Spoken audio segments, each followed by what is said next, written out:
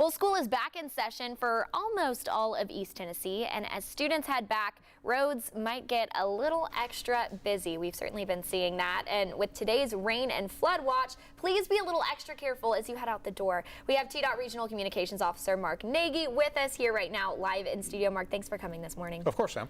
So first off, let's talk back to school. It is that time, and there are a few reminders for drivers. Yeah, I mean, the main thing is making sure that anytime you're traveling through a school zone, slow down. I think that people think that they can just drive the same way that they do in the middle of the summer.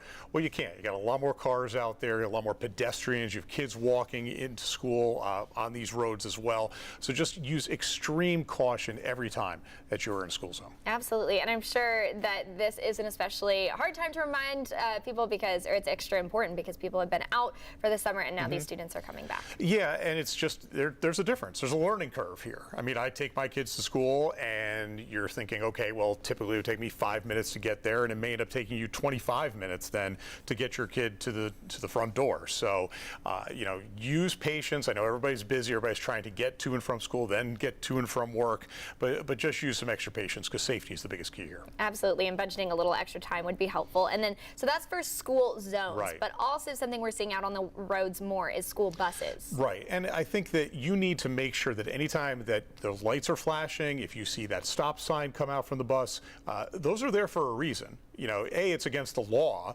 to be driving right past a bus in those situations, and B, it's extremely unsafe. According to the U.S. Department of Transportation, we had 100 deaths in school transportation crashes over the last decade, basically between 2013 and 2022. And obviously, that's 100 too many.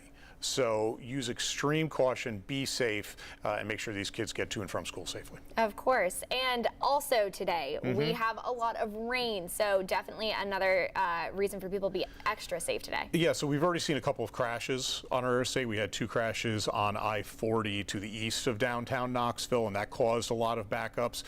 When you have rain, especially the heavy rain that we've seen here in East Tennessee, the possibilities there of flooding. The possibility there is standing water. So you may not be able to get to and from your typical routes as seamlessly as possible. So make sure that you are slowing down in these areas.